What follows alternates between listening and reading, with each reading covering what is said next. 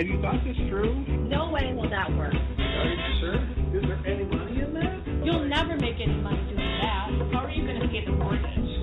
Just get a job. You're going to try and settle that? Why can't you be normal like everybody else? Oh, boy. Were your parents morons too? The savvy entrepreneur to the rescue. Congratulations. That really turned out well. Really good job. I'm going to admit it. I'm surprised. You know, I wish I thought of that. I never thought anyone would bet. How did you do that? I'm so glad you're pursuing your dream. I wish I had the courage to follow my dreams. Hey out there, all you entrepreneurs. Welcome to the Savvy Entrepreneur. I'm your host, Doris Nagel, and I am happy to be here. Why am I here? Because I'm a crazy entrepreneur myself. I've started or helped start at least 9 different businesses and counseled lots of businesses as part of my law and consulting practices.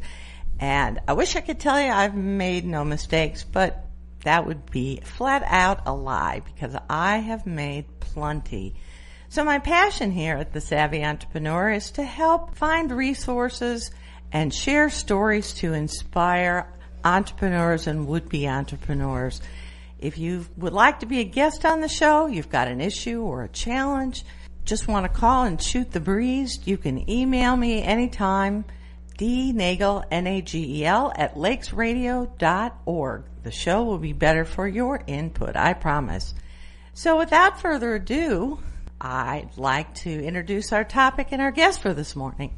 Our topic may not sound very sexy, but it's pretty darn important. Whether you have a contractor or actually an employee. Contractors, as we refer to them often at 1099s, which is the form you file. You'll hear more about that in just a minute. And with us today in the studio to discuss some of the issues related to that is John Sartoris, who is the principal of the Sartoris CPA Group. So full disclosure, I'm a client of the firm, have been for a long time. John gives very practical, prompt, and to-the-point advice, which I always appreciate. The Sartoris Group has been providing tax advice to local area businesses and individuals for, 30 years, John? Yeah, probably a little bit more than that. Yeah, the time flies. Time sure does fly. Yeah. And when you get older, it flies faster, Doris. That's not good. I don't want to hear that. Well, so John himself is a native of Chicago. He grew up in Highland Park. He's a graduate of Drake University in Des Moines, Iowa. And he has been a CPA for a lot of years. He started out with his career working in the tax department at Walgreens. He worked for a couple of other CPA firms locally and then decided to start out and set up his own firm where he's been for more than 30 years, more than as 30 he years, says. Yep. So, John, welcome to the show. Thank you. Thanks for having me. Thank you so much for being here. To start out, I'd like to just talk just a little bit about you and your firm. I mean, how did you decide to become a CPA and a tax accountant anyway? Okay, well, if we step back to how did I become a CPA, it really wasn't my idea to begin with. It was actually probably my wife's more than anything else. She pushed me and knew that I could be better than the lazy bum that I was growing up. And when I passed the exam, it was a lot of hard work, but it was fun. And it took the better part of 3 months of intense studying, even though I had gone through college and came out with an accounting degree. The questions and problems that you face in real life and in the CPA exam are entirely different than what they can possibly teach you in school. Interesting. At one point in my career, working for one of the larger firms, I did speak at graduation at Wisconsin Parkside. I spoke at the College of Lake County before during some job fairs. And basically try to relate to the people that were studying accounting that even though it isn't sexy, it can be fun. And virtually everything that you learn in school, you probably need to forget until you get into real life and actually learn how to apply it. That's probably good news to some students that are out there, right? Oh, I think it is. At least when I went to school at Drake, the first year of accounting was very simple. The second year of accounting, I'd bet that 80% of the people who were in the class dropped out before the end of the class because it was that difficult. And then it got easier again. Well, How did you decide to set out on your own? I mean, you're an entrepreneur yourself, really. Well, I guess, but I never really think of myself that way. I think of myself as being able to, help people and take care of people, at the same time provide a living for myself and my family. Now, how I actually started out probably was because I really don't think I fit anywhere else. And if you look at like what my history was before I started our own firm, I did work for Walgreen Company, which was a large corporation. I went and worked for a very small CPA firm in Libertyville years ago, which only had the owner and myself and a computer person. I worked for a little bit larger firm in Waukegan that had 18 or 20 people. Then I worked downtown in Chicago in the Prudential Building with a large international accounting firm. And so I went the full circle, starting from a large organization back to a small, and then back up to a large. You tried them all. I tried them all. Except for the government. Right, except for the government, right? I don't think I would ever want to do that, really. Although I've heard it's good. And as I went back to the large company, I just found that I really didn't fit anywhere because I really wanted to be on my own. Being an entrepreneur or being your own employee or you're self-employed allows you the freedom. Now, a lot of people don't accept that freedom and the responsibility that goes with it. They accept the freedom. It can be scary. Right. And the one thing that I did learn working for one of the large accounting firms at a seminar one time, the managing partner said, partners' work is any type of work that needs to be done. Whether or not it's doing a tax return or whether it's emptying the garbage or washing the dishes that are in the kitchen. You do everything. And that's really true. I found myself as my own employee or as a self-employed person or as owner of a small business. You're the boss. You're the boss. You're the boss. So, you're the boss of you. Right. So everything that happens, you're responsible for. I found myself working at 2:00 in the morning because that's the time I woke up. I find myself at home watching TV at 3:00 in the afternoon because I didn't feel like working the rest of the day. But I do have the responsibility and the obligation to my clients to get the work done and get it done timely. So I'm available all the time. Sometimes my time just doesn't coordinate with normal people's times. I totally get that. And I think that's probably true of lots of entrepreneurs. Well, so to the topic at hand today, I think it's an issue that, as we were talking before the show, a lot of companies get wrong. The reality is a lot of small business owners are faced with a decision at some point. And we'll talk about small businesses mostly, but obviously big companies have this issue too, probably just as much or maybe more than small businesses. But I think a lot of small business owners, they're faced with a decision at some point of realizing they need help. It's pretty difficult, as you said, to be everything when you're starting a business. And at some point you start to realize you need help with things. That's correct. Either because it's not the highest and best use of your time and it's more efficient to find somebody, or you frankly just don't know about it. Whether it's building a website or doing your taxes or helping with legal stuff, or maybe just somebody who can help you do different pieces of the business that you don't have time for or you're not very good at. I think lots of business owners at some point say, I need help. And so the choice becomes really, do I hire somebody as a contractor or do I find an employee to do that? And I'm not sure everybody knows exactly what the difference between the two really is. They probably think they do, but maybe from a tax perspective, they're not. So talk a little bit about what the difference is between the two from a pretty high-level perspective. Okay. I think generally, I agree, Doris, that a lot of people don't understand the difference, and that's probably why sometimes things get done wrong. They think that if somebody comes in and just works part-time or works for a week or works for 10 days or whether we're just trying somebody out to see if they're good enough to stay in the company or not, they want to consider those people to be outside people, self-employed subcontractors or 1099 people and not employees. If they're employees, then that opens up a whole realm of other requirements that the small business has to go through. They have to pay payroll taxes. They have to do regular salary. They have to match these expenses. They sometimes have health insurance that they have to cover or workers' compensation insurance. There's all things that come up, as well as trying to provide other benefits that are required for employees. Every state, Illinois now, the minimum wage is $9.50 an hour now. I think it just changed on January 1st. Maybe it's $9.25, and it's scheduled to go up to $15 an hour, and it's going to go up in increments over the next few years. This is an expense that, as an employee, that's a minimum that you have to pay people. And I'm not saying that that's enough for people to live on, but it's a minimum that people have to pay. Small businesses sometimes will want the person to work a little bit and then not work.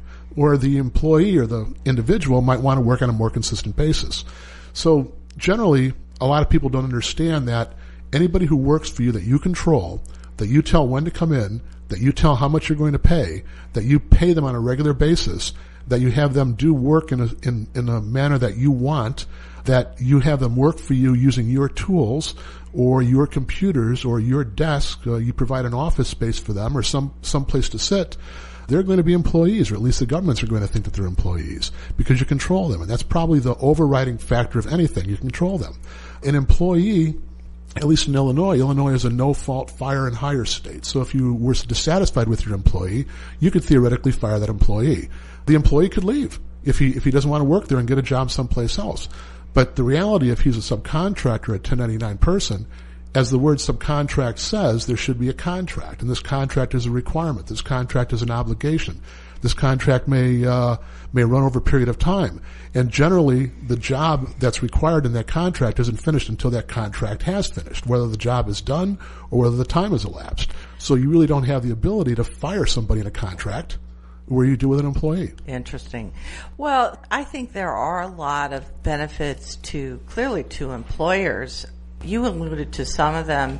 I can say from a legal perspective, there's other ones. You need to have an employee handbook if you have an employee. Absolutely. You need to do, in many states, certain kinds of mandatory training like discrimination and anti-harassment, other kinds of things. And, as we were talking about before the show, I think hiring an employee has a different feel to it for a lot of business owners. They don't like the idea of actually firing someone. So there might be no fault firing, but the fact is telling somebody they're fired is harder and more difficult, I think, just for us as human beings than to tell somebody, we're getting rid of contractors right now, so no hard feelings, but, off you go, because you have a business to run, and I'm sure you have other things to do and other clients. I think the other piece that I've seen is it offers businesses a lot of flexibility. So you don't have to hire a full-time person maybe. You can say, well, I don't know how things are going to go. I know I need some help with this area here. I'm going to bring somebody on part-time to do this, and it's good for them because they can do part-time for other people too. Or, as you say, I can try this employee out and this person out and see if they're really a good fit. So I think there's a lot of benefits to it, but obviously, there are some things that need to be evaluated. So talk about the factors. You mentioned that there's a presumption that you probably have an employee in many cases. Talk about some of the factors that you need to look at that businesses may not fully think about as they're bringing some of these people into their organization. Okay. Well, as I mentioned, I think the degree of control that you have, or if you exert any control over an individual as part of the process of working for you, will lead you to having an employer-employee relationship. What does that mean, having control over them? I mean, we don't control any other human being, right? No, but as I said, you have certain hours that they have to be at the shop, certain ways and processes that are intact in your business that you want them to follow, that you require them to follow. You have certain ways that maybe they should dress for presentation for your customers. You have certain ways that they should handle other relationships with other employees. You provide them, as I said, with tools that they can work with, whether it be a computer or a desk or mechanics tools in an auto shop. You give them those. A subcontractor brings all this stuff along with him, and he basically works on the projects that he wants to work on or that he's assigned to, and he works when he wants to work. Oftentimes, a subcontractor in a small business might really only have one business that he's working for at a time. Right. And that in and of itself leads to the relationship being more of an employer-employee relationship.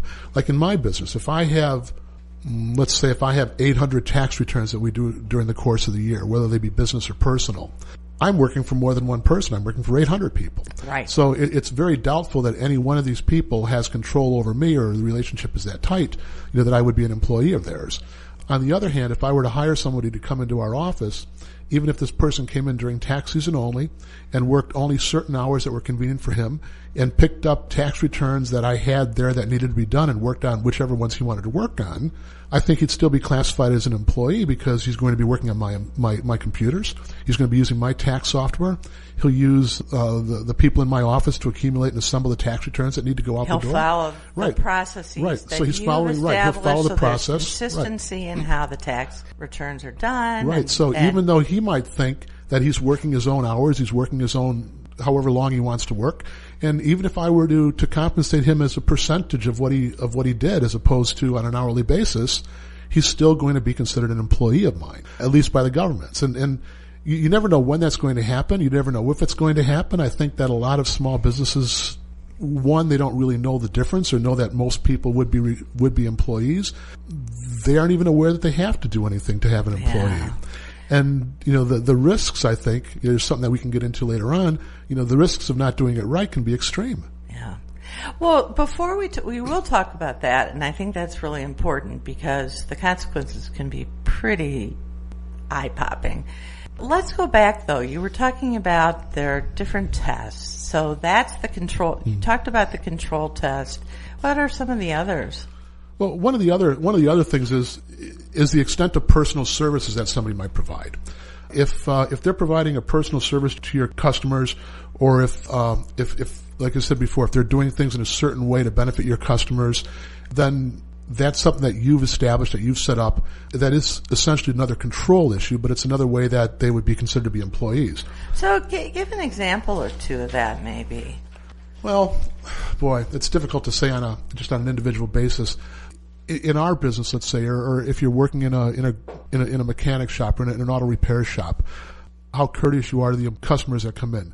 You might wash their cars for them. You might do different personal services that are customarily something that your business would provide specifically to differentiate yourself from your competition. So these are processes and procedures that you've established for your business that now you're requiring these other employees or outside contractors to fulfill. Again, then that leads them to more being employees and subcontractors because they're following your processes.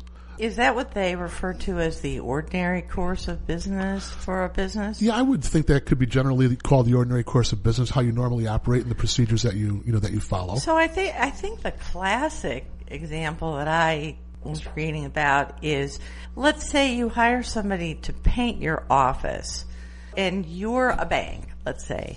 So painting is not in the ordinary course of your business. No, that's correct. It's a service that you need from time to time, and so you hire somebody to do it. It's certainly not integral to operating a bank, for example. But if you're a painting company and you hire part-time painters to help you with different jobs, right, that's the ordinary course of painting is now the ordinary course of a painting business. That really is a perfect example where you're hiring people to do the service that you provide to your customers generally. When we hire a painter to paint in our office or a company to put up blinds in our windows and things, we're not the only entity that they're doing it for. And that's generally not what we do. We don't paint and we don't, install blinds. This other company has employees or subcontractors who might do that, and that could raise a problem and question, but they're not going to be our employees. One of the other tests might be if the people that you're hiring are in another company themselves and are not individuals.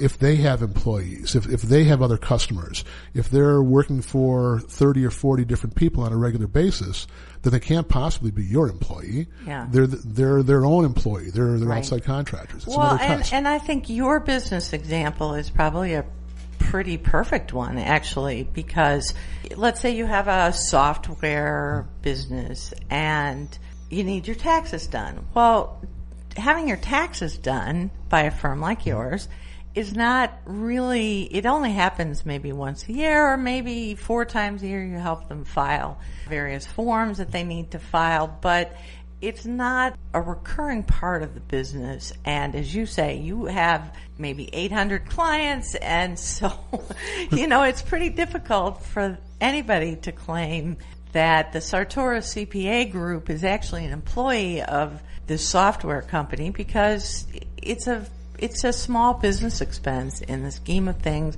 and you have tons of other clients. Right. One of the other ways, to differentiate between an employee and an outside contractor or a subcontractor might be that the employee really doesn't have risk of loss. He receives his paycheck and that's all he gets. If he doesn't do a good job, he either gets terminated or gets talked to, but he'll still receive his paycheck. As a subcontractor, if things go wrong, you can be responsible for additional expenses that might go beyond the cost of what the project might be to try and remedy the problem that arose or satisfy your customer. So there's risk involved. An employee doesn't have that risk. There might also be a way to differentiate in an employee situation.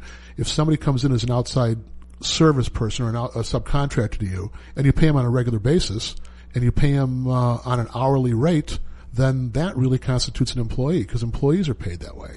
A subcontractor might get paid at the end of the project or might get paid in installments throughout the project. If you were to hire someone to work on your bathroom, he might need money up front to buy material, and then he might need a payment of 25% midway through the job or 30% midway through the job, but you're not paying him on a regular basis, on an hourly basis based on how much work he actually performs. So there's a couple of different ways, and again, that kind of relates to control and how you pay him and things, and which brings us back to whether or not they're employees or not. Well, so that may sound very black and white, but I think the reality is there are lots of kind of gray situations, and sometimes a situation that maybe is black and white at the beginning evolves over time to something that's a lot more gray. Just one example I can think of, and it's with a company that I worked with. They needed some help designing a website. Okay, so guy who did their website, it was pretty clear the design of the website and getting it up and running was a fixed fee project basis, and that was what this person was going to do. But then it turned out they needed help maintaining the website. And then also the person said, well, I can help you with some of your social media stuff too.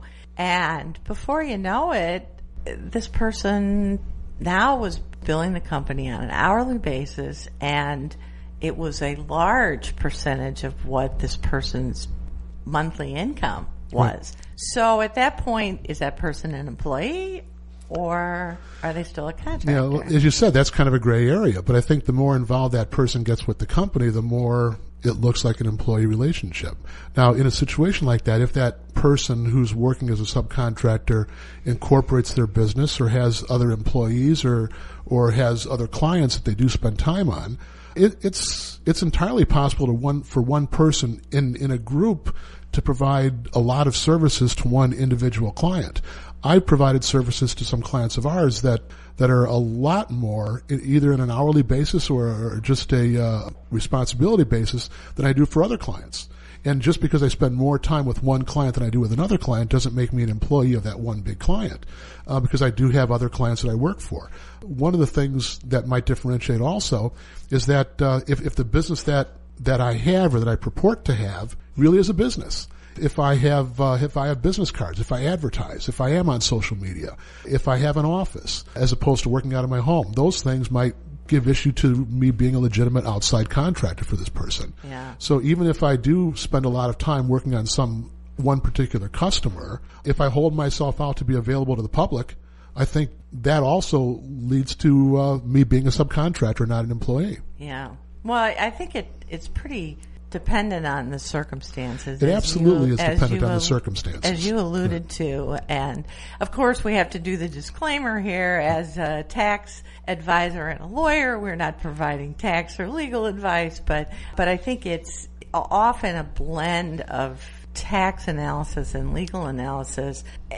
And I think probably the bigger issue comes up with not so much the person who you pay on a monthly basis to maintain your website, or the person who does some posting for you on social media. But when you start to, particularly as a small or a startup business, and you start to bring on people who are doing a key function for the company, so sales is classic, right? I mean, absolutely. You can't have I don't know if you can you hire any kind of sales help and still call them a contractor? Well, I think you can. In fact, I can relate a client of ours that operates in many different states, and they have salespeople in different territories throughout the country.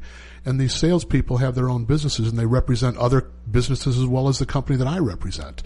So in that case, they are subcontractors. They are outside contractors.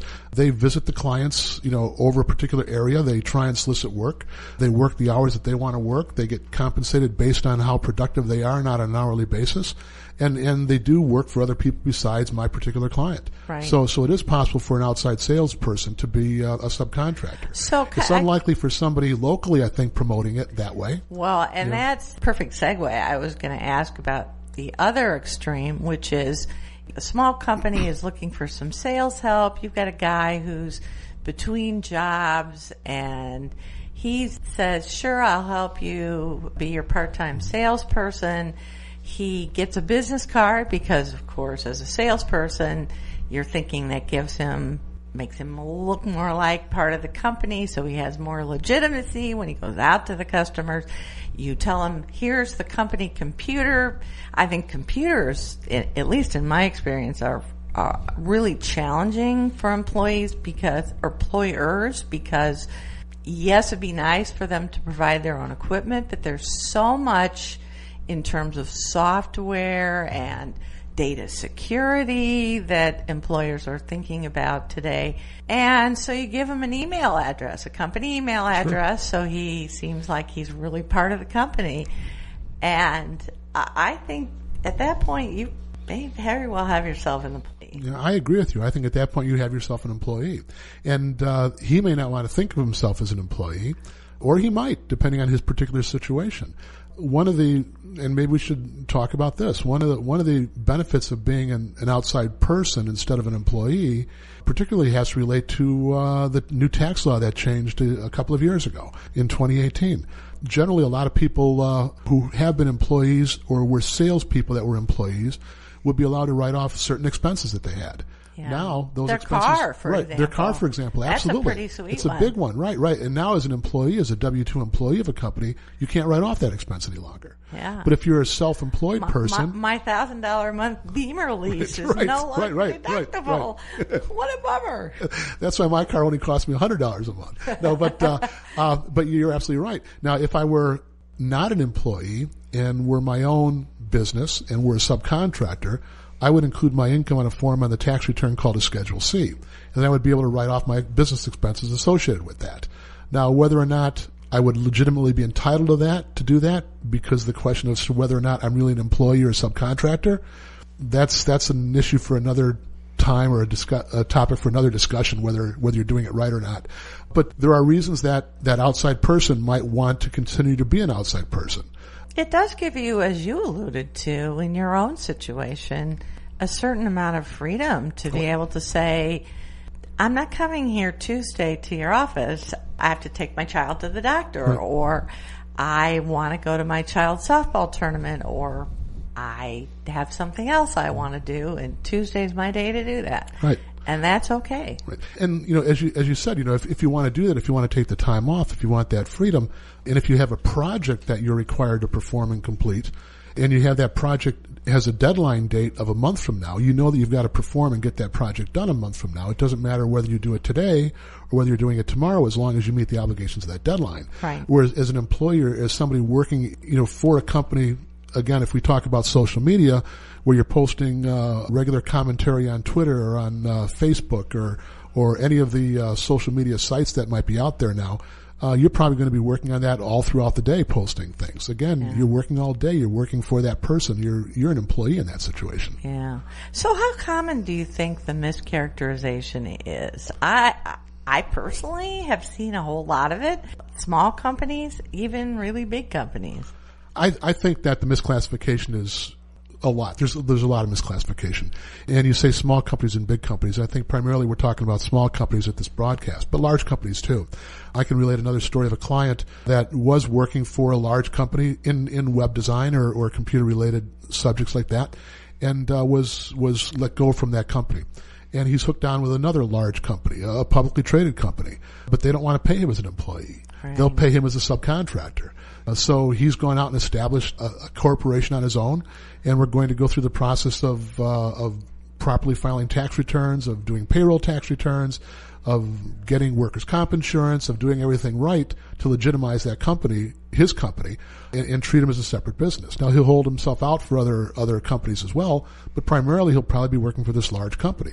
And again, this is a large company that knows the rules, that should know the rules. It has an HR department that should know that he really is an employee of that company, but they don't want to treat him like that. So I think in a lot of cases in the small business, it might just be lack of awareness of what the laws and requirements and differences are. Well, I think there's that, but I think also the fact that you don't necessarily have predictable revenues. You don't always know early on whether you're going to always need a full-time marketing person or a full-time salesperson, whatever that person might be. And so the 1099 contractor for all those kinds of companies is a very easy kind of plug and play, an easy way to plug resources in here and there. Sometimes I think convenience overrides other considerations. Oh, I agree with that. I think convenience does override like that. And what happens in a situation like that, you're saying that you have a marketing person and you're paying this person as an outside contractor and you no longer need that marketing person anymore, is you let them go.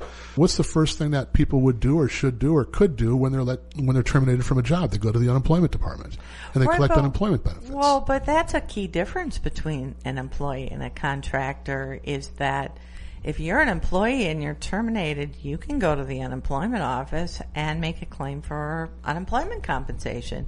If you're a contractor, you're not an employee, and therefore you're not entitled to unemployment compensation because you weren't employed. That's absolutely correct. But what if you don't really know that you're not, as an employee or as the individual, you don't really know whether or not you're entitled to those benefits?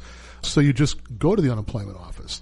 The unemployment office. Yeah, why not? Right? Why not? Right. I think that's just the American way. The unemployment office will look you up and they'll try and match you up with that employer, with that company. And if they don't see your name and social security number and other identifying information as part of their quarterly payroll tax filings and payments for unemployment taxes, I don't think that the unemployment department will deny you benefits. What they'll do is they'll investigate that company and wonder why you are or why you weren't, or whoever else might not have been listed as an employee. And then that comes to, we've talked about facts and circumstances, I think. And it's not just the terminated or the irate employee that might turn a business into the government, either unwittingly or knowingly. Boy, we've been through our share of unemployment audits, and they don't come up too often, but we might get one or two every couple of years. And I remember speaking with one of the... What triggers those, by the way? Well, that's what I was just going to say. I remember speaking with one of the auditors one time, and he told me that he came across this company at church. And I asked him about at church, what are you talking about? And as he's sitting there at church listening to the sermon, he's flipping through the weekly bulletin. And churches go out and they advertise, and they try and bring companies into advertising their bulletins as a source of revenue. And he's looking at this company. It's a little small construction company. So he remembered, or took the bulletin back with him. Next time he was in the office, he started searching for that company and finding that company didn't file payroll tax returns or wasn't listed in their database. So he went out and made a call. And that led to, you do have employees, or you do have people that you're saying are subcontractors, and they should be employees. And that's, my goodness. Yes, there's odd ways that this can happen. Well, I suppose competitors can get kind of cranky too. Oh, absolutely, sure.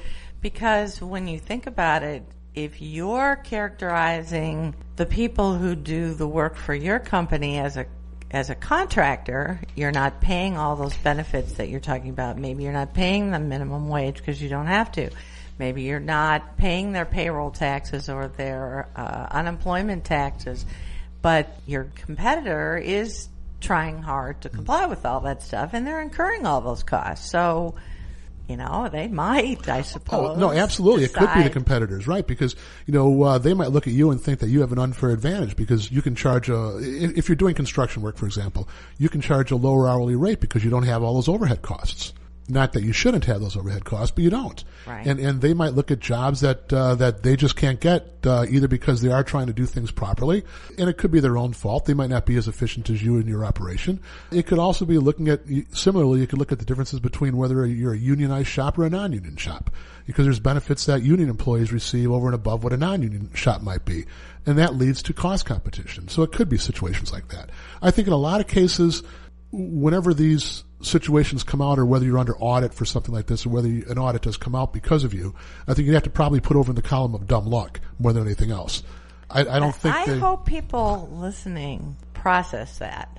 That's a pretty important point you just made, which is that you don't get caught is probably just dumb luck. Right. I think that's true. I think eventually you will get caught, or something will happen. Something will happen that triggers it, and it's better to do it right, because if you do get caught and you are audited and you are found to have employees and not subcontractors, the penalties just can be unbelievably severe. Okay, now, so we'll talk about some of the bad things that can happen. You know, we lawyers and tax accountants always like to tell our clients about terrible things that'll happen, but in this case, they're not good, really. Well, if we go back in time, when I first started as a public accountant, as a CPA, the penalty for not filing 1099 forms when you should file the 1099 forms was $50. And nobody really policed it. Nobody really seemed to care about it. Now, I don't know if it was really the fact that the government was smaller. There weren't as many 1099s. There weren't as many 1099s. The gig economy was not as it is now. Right. Generally everybody worked for a large company, for a bigger company. They were put on the payroll and taken care of. There weren't the big defined benefit pension plans that companies had to pay for. Health insurance wasn't nearly as expensive as it is now that companies had to pay for. So and I'm sure that a lot of you who work in a job, work for a company, might have seen your health benefits cut down, or the fact that you have to contribute to those benefits and pay for those out of your pocket now.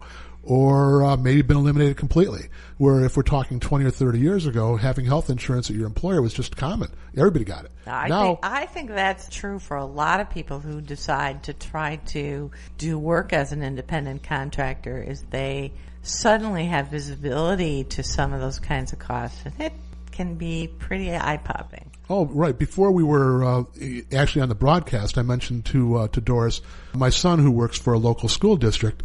If you look at the cost of his health insurance alone for his family and compare that to his salary, the cost of health insurance is, amazing what the school district actually pays for him. It's such a fantastic benefit.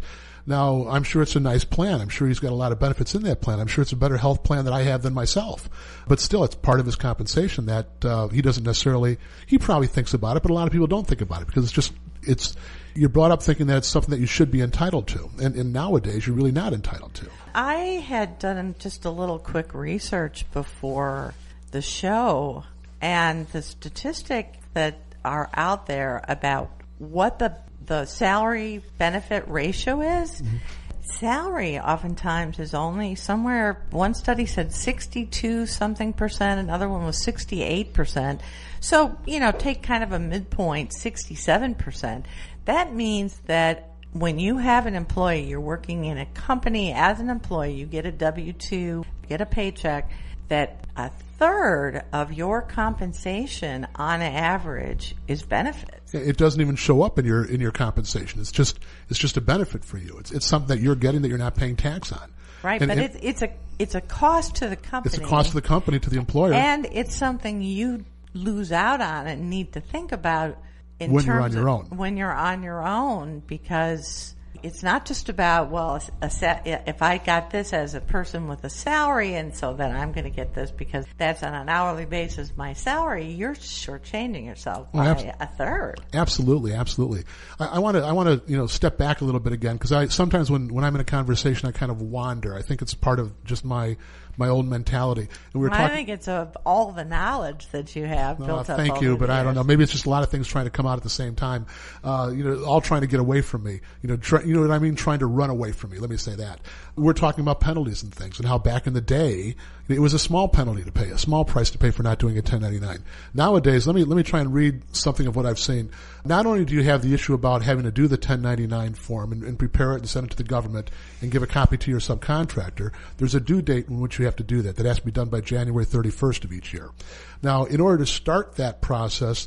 I'm going to interrupt just really quickly, just to make sure people are really clear, because there's a couple things going on here. One is, do you have a 1099 or a contractor versus an employee? Okay. And if you get that wrong, there's some really bad things that are going to happen. Oh, absolutely. And we'll talk about that in a second. The other piece, though, and I think the part you're talking about, I just want to clarify, is that let's say you have somebody who truly is a contractor, there are still things that you need to do, and if you don't do them, there are bad things that can happen. That's an excellent. Is that that's right? absolutely where I'm going. That's an excellent point.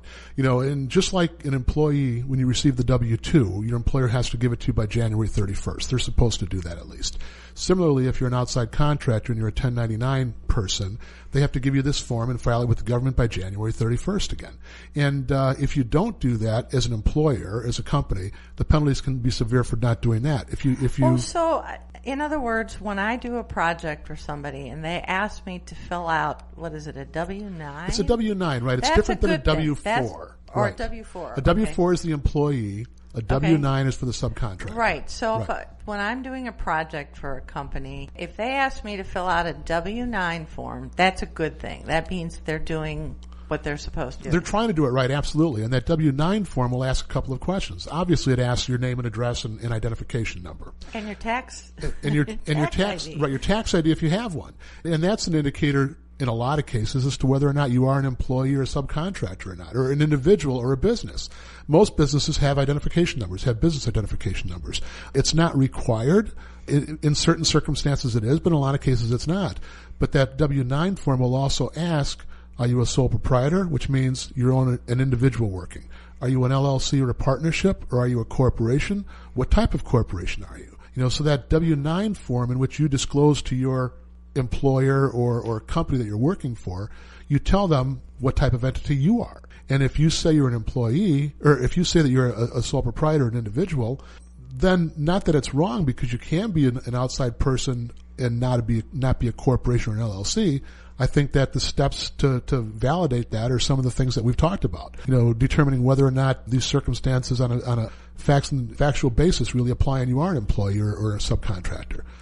So back to the requirements. If you are a 1099 person, you filled out the W-9 form. Let's say, there's two paths really. One is you're truly a corporation, you're a C Corp, an S Corp, whatever. Then what happens? Does the employer or does the company you're working for have to do anything else then? It depends on, when you fill out that W-9 form and inform the employer what type of entity you are, whether or not they have to do something.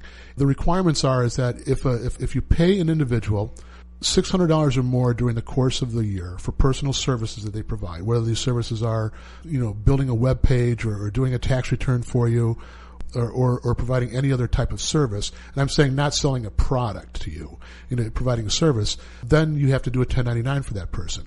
If when they fill out a W-9... I just want to underscore that, because it's really easy to spend $600 with a sole proprietor who does your website design. Right. I'd love to have my website redesigned for $600. Absolutely. Probably it's more than that. Right.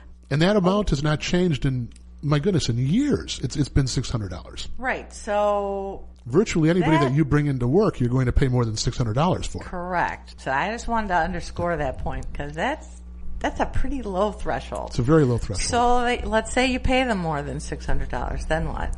Then you're supposed to, let me step back a second. For anybody who is an individual or a partnership or an LLC that you pay $600 or more, then as the business, you're supposed to give that person or entity a 1099 form and file it with the IRS. Then they pick that up and report it as taxable income on their tax return. Generally, you do not have to fill out and submit a 1099 form for corporations, whether they're C corporations or S corporations, and at some later time we can talk about the differences in those entities. However, if you pay an attorney, no matter how much you pay an attorney, no matter whether the attorney is an S corporation or a C corporation, you're still supposed to complete a 1099 form for that attorney. I hope your businesses are listening to that out there, because what percentage of the businesses that you work for, just out of curiosity, before they've been counseled appropriately by John Sartoris and the Sartoris CPA Group, what percentage of companies would you say actually know that they need to do that? Boy, if you ask me the question in this way, what percentage of new businesses that we begin our relationship with and become a client of ours are doing 1099s before we talk to them and tell them they should be? I'd say the number is close to zero. I honestly think, because I really don't think that the general average person who starts a business realizes that. Now, if they've had counsel before, they should be doing it. Yeah. One of the things that we do is talk to our clients constantly about that. And in the month of January particularly, we begin to nag our clients and say, is there anybody you've done that you've paid more than $600 to? In the last, let's say, a half a dozen years, on your income tax return, whether it's your business Schedule C or your rental property Schedule E or your corporate tax return or your partnership tax return, the IRS asks two key questions. And to paraphrase, the first question they ask is, did you pay anybody during the course of the year that you should have issued a 1099 form to, yes or no? And then the second question after that, did you issue the 1099 form, or are you going to do it, yes or no? And what happens, you start to talk about some of the bad things that happen and the old approach of wrist slapping. What happens now if you don't issue a 1099 to that? The penalties can be severe. And those questions that the government asks, when you answer those, this is part of the perjury statement that you have when you sign your tax return, in which you indicate that everything is proper, that you're not lying, that you're not holding anything back. So if you answer those questions wrong, or answer those questions as a lie, let's say, then you're putting yourself in a state of perjury. And if you answer those questions and say to the IRS, oh yeah, we did pay people, but we're not going to issue 1099 forms to them, I think that in and of itself... Now you've got willful non-compliance. Right, you've got willful non-compliance, and you've got their computers just going nuts. Because their computers just look at those answers and say, oh my goodness, we need to look at these people and check it out. So you will be audited. So what happens? Well, if you don't... Let me read what I'd found. The intentional disregard for not filing a 1099 form is $270 per instance with no maximum penalty for the year. So, for example, if you had 10 people and you didn't file 1099s for them and they were subcontractors, that's a $2,700 fine right there. And it can just go up. And then if you don't file them timely, the penalty, if you look at this, and it can range from $50 to $270 per 1099. And the maximum that they can charge you during a year is $1,113,000. That would be a relatively significant hit to a lot of businesses. I think that would hurt a lot of companies. Yes, it would. And just for something that you're really innocent for. Even if you just did an oops and you figured it out later. Well, that's why, if we come across when we're doing a tax return and the situation presents itself that they didn't properly prepare 1099s, we will do the 1099s and file them late, and do it, because it's better to comply and say, hey, they didn't know, we didn't realize. It's always easier to ask for forgiveness than to try and just be negligent and not comply with the law. That's a definite violation. All right, so we're going to be out of time here in just a minute, but before we wrap up, I want to go back to the issue of employee versus contractor, where we started out, and talk about the fact that a lot of employers mischaracterize this. They get that wrong. Mm-hmm. They think it's a contractor and it's really an employee. And it's interesting, I saw an article that said mischaracterization was really not the right way to put it. Mischaracterization sounds kind of like, oh, whoopsie, I just, we messed up. But it can also be characterized as payroll fraud, which sounds a whole lot more serious. Talk about some of the consequences if you get it wrong, get that distinction wrong. How does that come up? And I think you alluded to some of the ways it comes up, just the church bulletin or the competitors. But I'm sure there are other ways it comes up. And what happens if you got that wrong? Well, one thing that the governments have done, probably in the last 10 years, is they share a lot of information.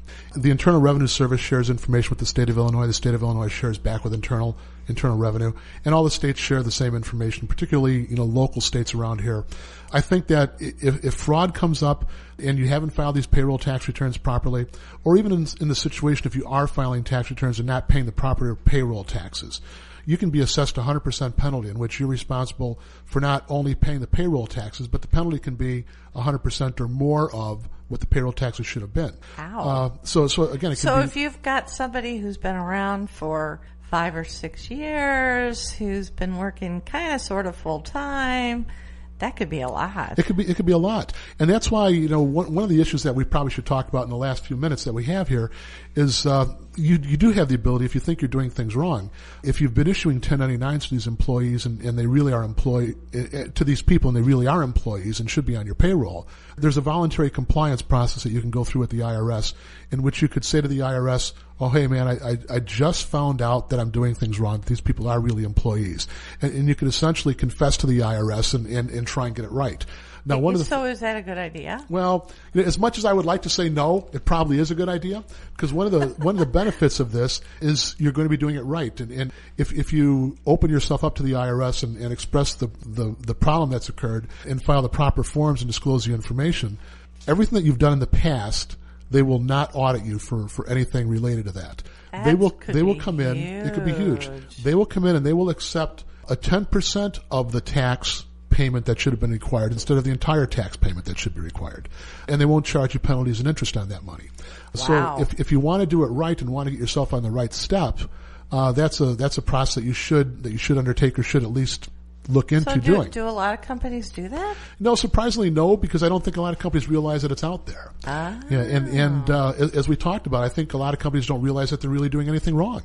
And I think education is more important than anything. And if there were a shop that was offered at the College of Lake County, that would and there probably is, I don't know, that would instruct small businesses on the processes and things that they have to do, and everyone attended it, I think it'd be great. But I think that a lot of people just don't understand and don't realize that they are doing something wrong. Yeah, well, and I think the creep factor that I alluded to earlier is something that happens. I mean, you find a contractor, you find an individual who's really helpful and cost effective and seems to understand your business, and it's really natural to want that person to become more and more an integral part of the business as you grow your business. I think particularly for small businesses, I've seen that a lot, at least, and I think that happens. Oh, no, I agree entirely. It happens as you find these people. You want them to become more involved in your business because they can provide services to yourself and to your customers and things, and then that really turns them into employees. Yeah, well, and there's certainly been a lot of this in the news. I don't know if this is an enforcement focus, but it certainly seems to keep coming up in the news a lot. I mean, FedEx was in the news not too long ago with their drivers. Right. Obviously, Uber got a lot of press in California claiming that these were independent drivers, and they were saying, no, you tell me exactly the processes to use and the software to use, you set the rates, all that kind of stuff. Oh, yeah, it really is a facts and circumstances case, and every state is different. I think every state looks at it in a different fashion. Illinois, since we're in Illinois is a state that really needs money. And I think that Illinois is going to be looking at compliance going forward more than some other fiscally responsible states. And not to say that Illinois isn't responsible, but living here my entire life, I sometimes question whether or not the money is being spent properly. And I know they need more. They certainly need it, that's for sure. Any final words of advice on best practices for small businesses? Well, I think I think the most important thing is talk to your attorney when you're starting the business and find an accountant that can give you advice and talk to them. It's worth spending a few dollars to make sure you're doing things right from the start, rather than spending 2 or 3 years and worrying about it and not doing anything about it. And then 2 or 3 years more pass and you've dug yourself a big hole that might be difficult to crawl out of. It's better to try and do things right from the start. That's great advice. So I want to say thank you to John Thank you, Doris. and the Sartoris CPA Group for being our guest today. I hope our listeners have learned at least a little bit about some of the differences between employees and contractors and some of the consequences if they don't get it right. So, John, again, thanks for being our guest here today. Thanks for having me.